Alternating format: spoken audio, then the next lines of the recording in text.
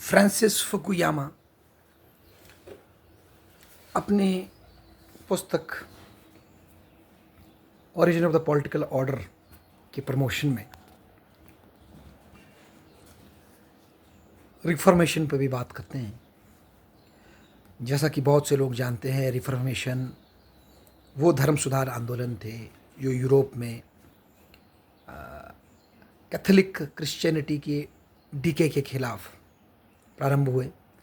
उसमें Martin Luther, Saint kelvin, इस तरह के धर्म सुधारकों ने बड़ी महत्वपूर्ण भूमिका निभाई और अल्टीमेटली ये समाज में मास स्केल कन्वर्जन भी हुई, जिसमें कि नए प्रोटेस्टेंट कंट्रीज़ उभर कर आती हैं और इसका सब्सिक्वेंटली इम्पैक्ट जो है कैथलिक्स पे भी पड़ता है और वो खुद को सुधारते हैं और अपनी अंदर जो कुरीतियाँ छा गई थी, जैसे प्रिस्ट शादी करते थे, पत्नियाँ रखते थे, प्रॉपर्टी रखते थे, उस तरह की कुरीतियों को ख़त्म करते हुए कैथलिक ने भी दोबारा से प्रिस्ट्स को, जैसे सेलिब्रेट होना, शादी ना करना और करेक्टर को बिल्ड करना, इस तरह की बातें शुरू की और इसकी वजह से ज्यूसेट और दूसरे इन सेक्ट्स ने फिर से कैथलिक्स को स्ट्रॉन्ग किया।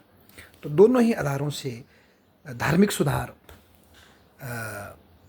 रिफॉर्मेशन विशेषकर अगर हम कहें, पंथिक सुधार वैसे बेटर वर्ड होगा धार्मिक के बजाय, क्योंकि ये पंथ थे, तो इनके सुधार हुए यूरोप में और इसका डायरेक्ट इम्पैक्ट यूरोप के आने वाले पीरियड पे पड़ता है। जो आज यूरोप में जो मॉडर्निटी है, जो आधुनिकता है, इस पर डायरेक्ट इम्पैक्ट इस विचारधारा का है।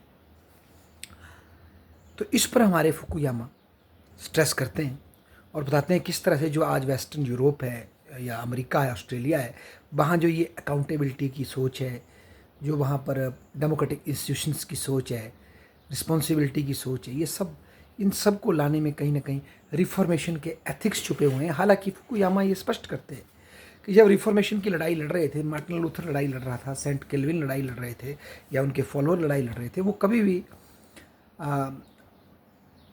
भी डेमोक्रेसी को याद रख के लड़ाई नहीं लड़ रहे थे। उनके विज़न में डेमोक्रेसी थी नहीं, परंतु उनकी जो लड़ाई थी वो बेसिकली व्यक्ति को गॉड की उपासना करने का फ्रीडम देने की लड़ाई थी।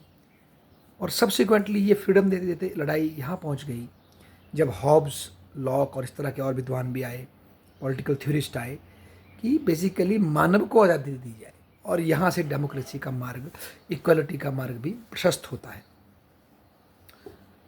तो शुरू में लड़ाई रिलीजियस फ्रीडम की थी, पर उसी में अंदर बीज छिपे हुए हैं पूरी यूरोप की मॉडर्नाइजेशन के।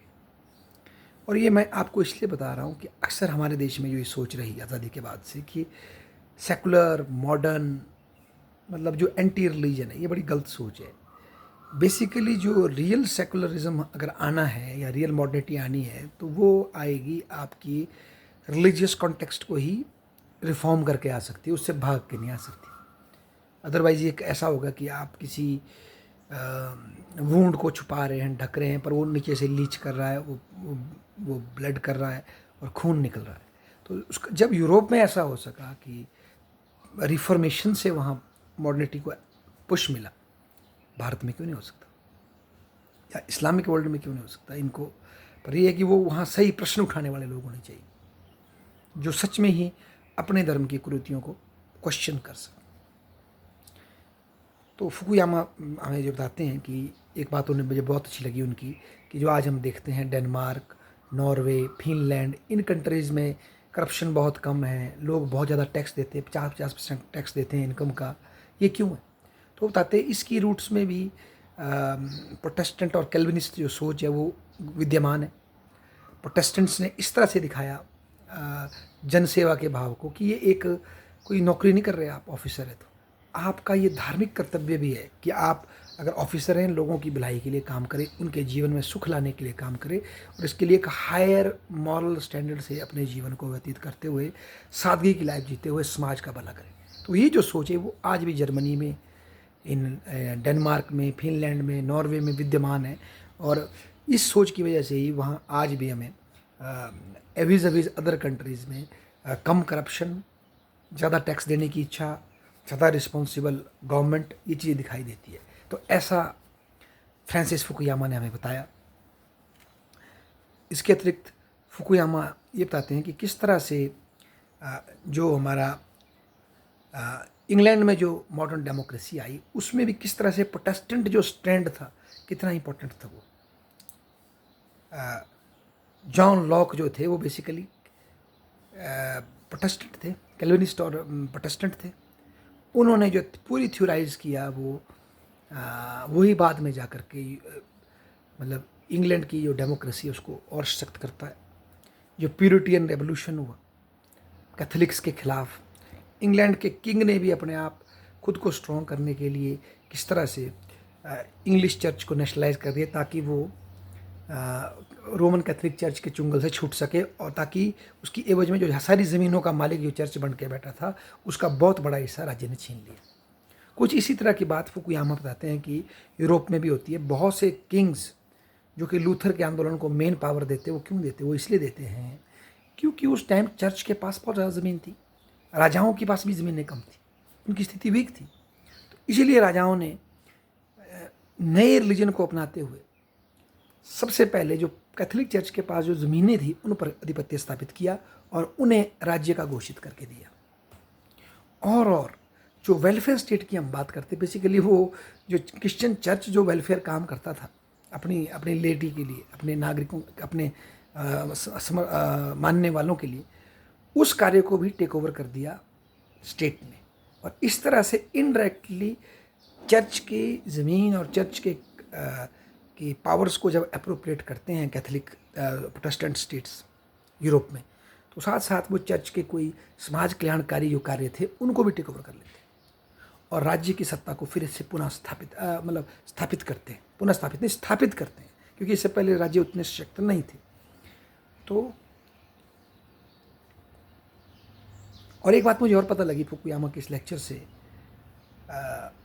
जो पावर लुथेरियन में थी उसको जो ये प्रिंसली स्टेट्स का हेल्प मिली, इसकी तुलना में कैल्विनिस्ट आंदोलन ज़्यादातर पीपल मूवमेंट थी और वो ग्राउंड से चलने वाली थी और ग्रेजुअल सुधार वाली थी। ये भी एक फ़र्क है। जबकि लूथर का आंदोलन ज़्यादा सशक्त था, ऐसा हमारे फ्रांसिस फुकुयामा बताते हैं। बड़ा मज़ा आता है उनकी बात सुन के, कितनी गहराई में जाकर डेप्थ में देखते हैं और ये बताते हैं कैसे जो ये मॉडर्न डेमोक्रेटिक इंस्टीट्यूशन है ये कोई किसी दिन लोग इकट्ठे हुए और लेवियाथान की तरह उन्होंने स्थापित नहीं किए। इसके पीछे लंबी कल्चरल साइकोलॉजिकल लेगेसी है। और मैं अनुरोध करूंगा कि हम यूरोप की हिस्ट्री को इस तरह से देखें और इस साइकोलॉजिकल क्वेश्चन अपने लिए भी लाएं। क्या भारत जो आज है इसको केवल 1947 से ही मान लिया जाए, संविधान की पूजा से ही मान लिया जाए कि संविधान बना इसीलिए भारत में आज सारे इंस्टीट्यूशन खड़े हैं? क्या इसमें भारत की सभ्यता और संस्कृति का कोई योगदान नहीं?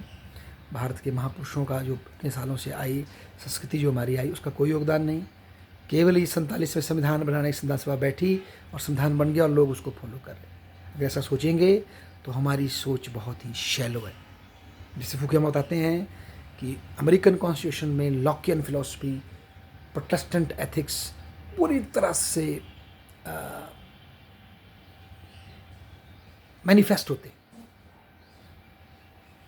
तो ऐसे में किसी तरह से अपने कॉन्टेक्स्ट से एक्सक्लूडेड सेकुलरिज्म की कल्पना करना मुझे लगता है अपने आप में एक सिकनेस है, एक शॉर्ट साइटेडनेस है। आप मॉडर्निटी चाहते हैं, सेकुलरिज्म चाहते हैं, तो इसको अपने कल्चर और सिविलाइजेशन के कॉन्टेक्स्ट से बाहर लाने का प्रयास करें। धन्यवाद।